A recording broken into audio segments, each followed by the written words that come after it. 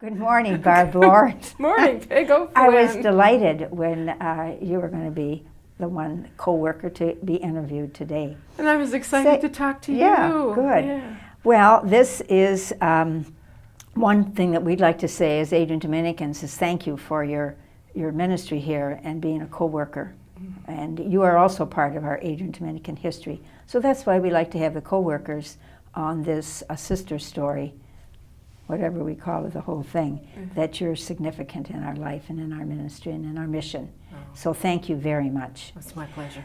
Now, you work at Weber Center. Yes. And can you tell us how you found out about Weber Center? But you were here before Weber Center. Yes. Okay. This is my second employment Your here. second. All right. So tell us about your journey with the Adrian Dominicans. Oh my gosh. Well, that's an open-ended question because I originally came to Adrian to visit my aunt, who was an Adrian Dominican sister, Sister Paul Magdalene.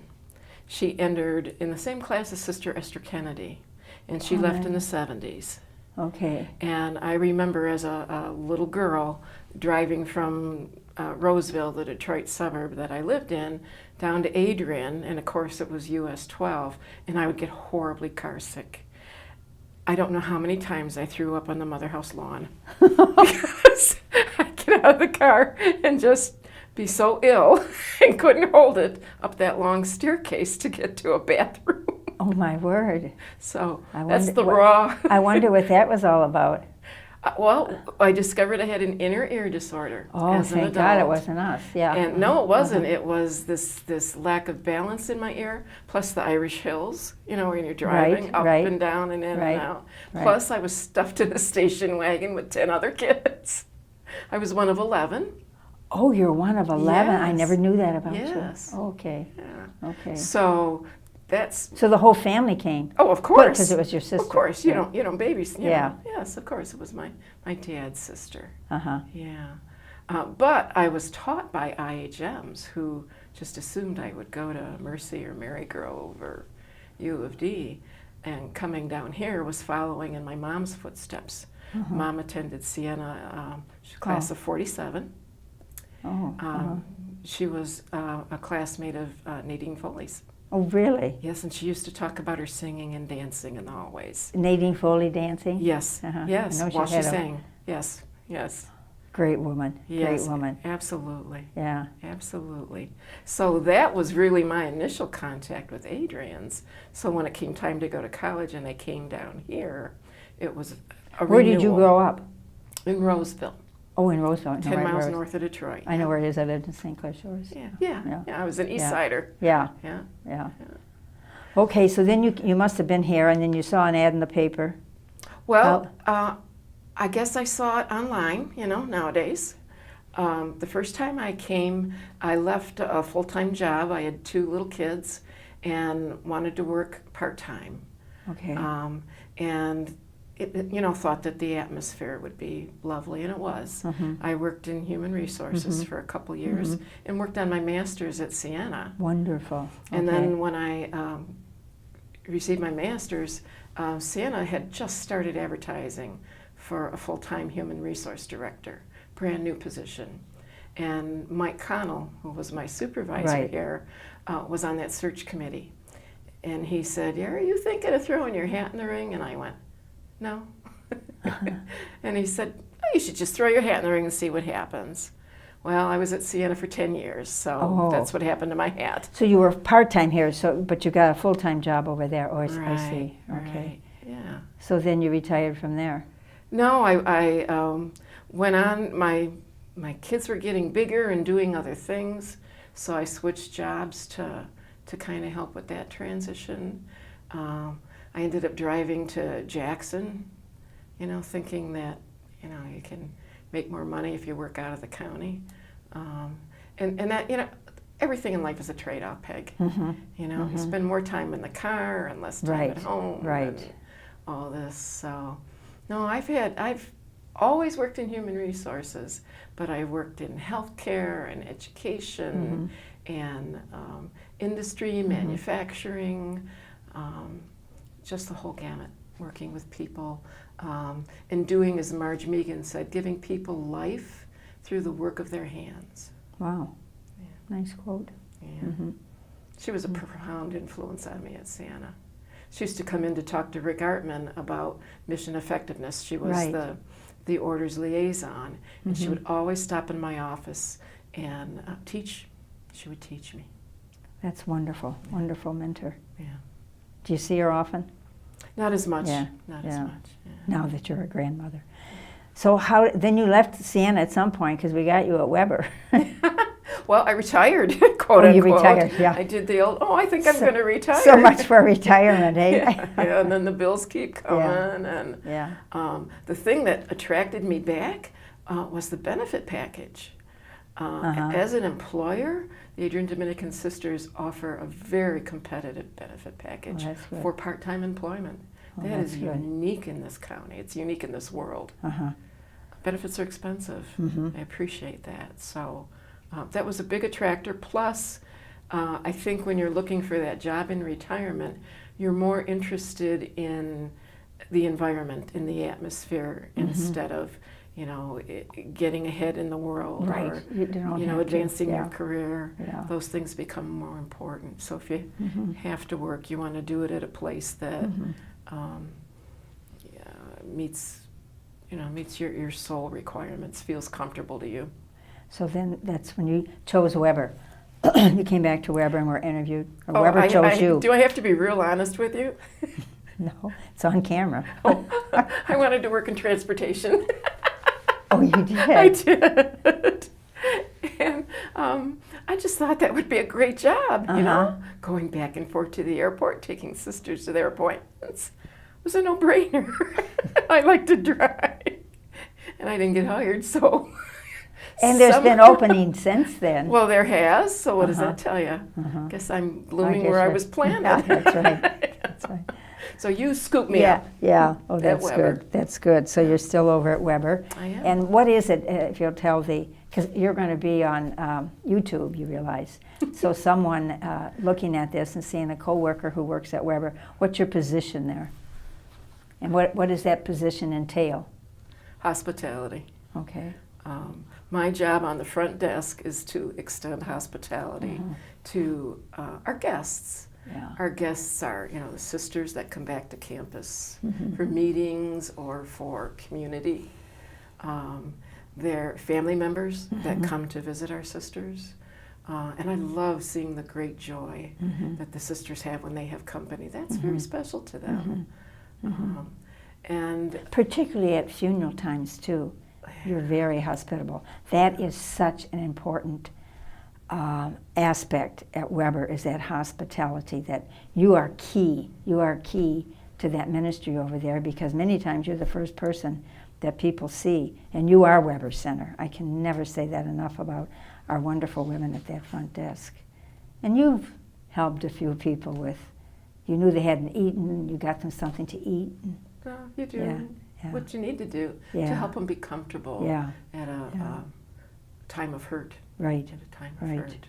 Or to marshal those resources that are on campus, to pick up the phone and call someone and say, so-and-so's here and this is the situation, who can help?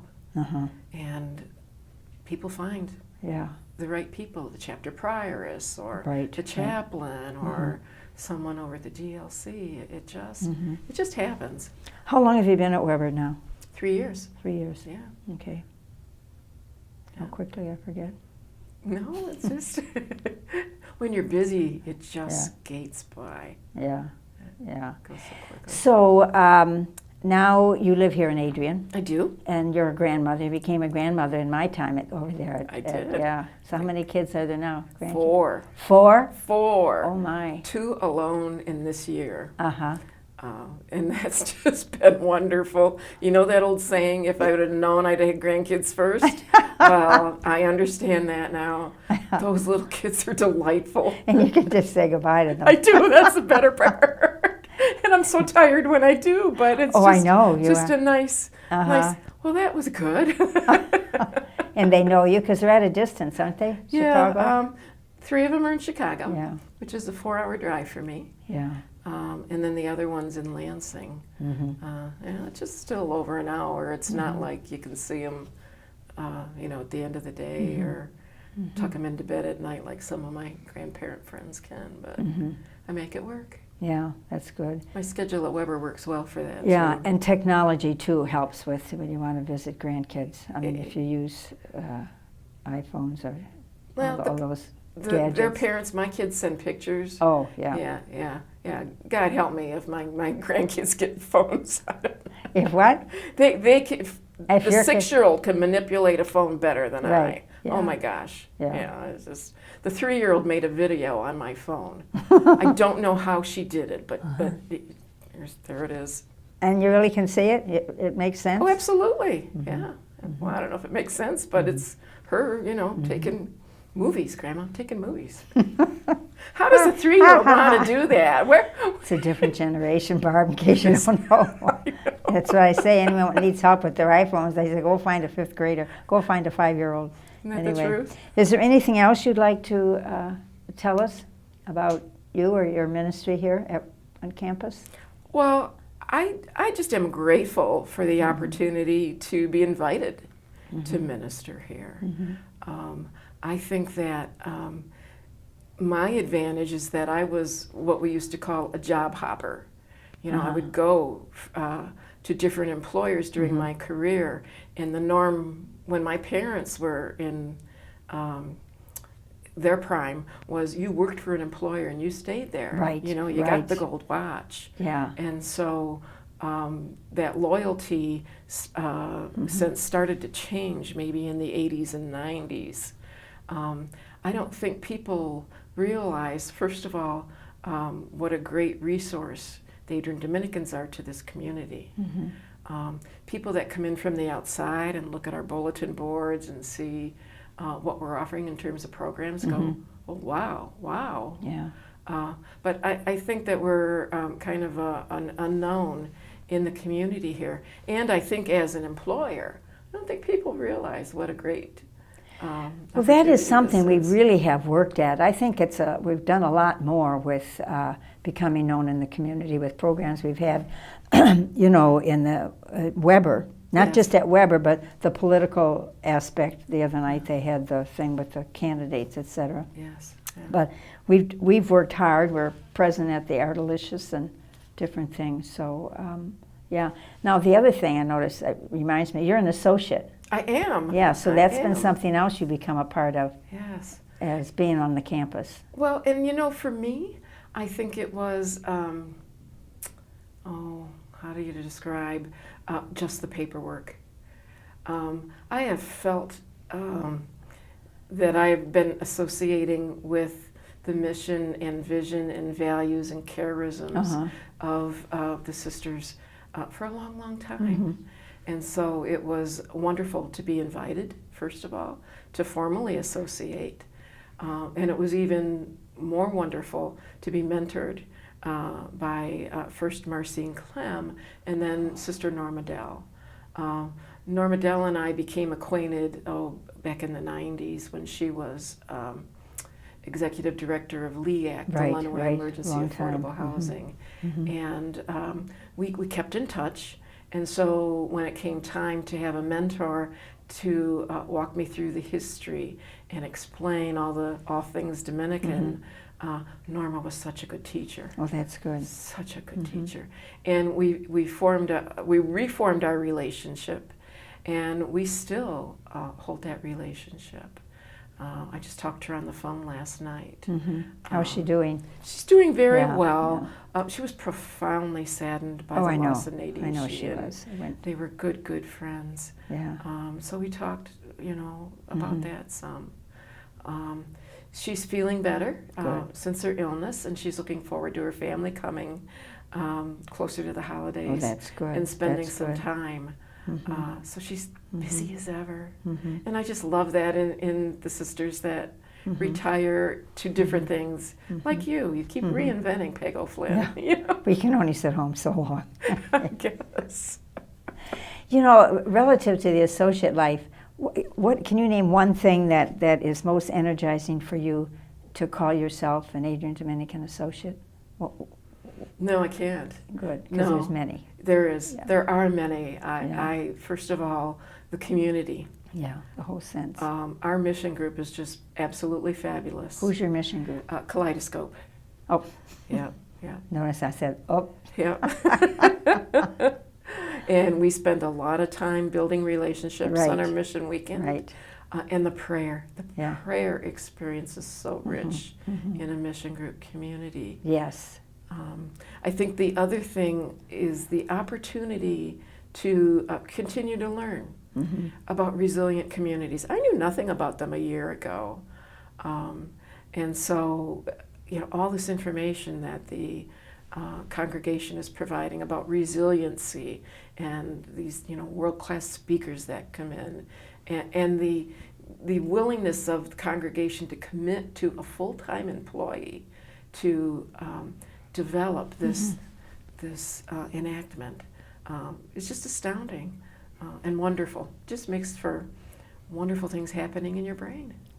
And don't discredit your own experience of resiliency in your own life, as we each have different chapters, and how there's some that are challenging, some that are not so challenging, and how we need to be resilient.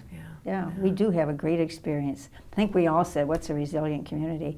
Then we could start off with, what's a resilient person? There you go. Then we can go into the community. There you go. So Barb, thank you so much for coming and sharing you with our congregation history. And thank you for your ministry at Weber.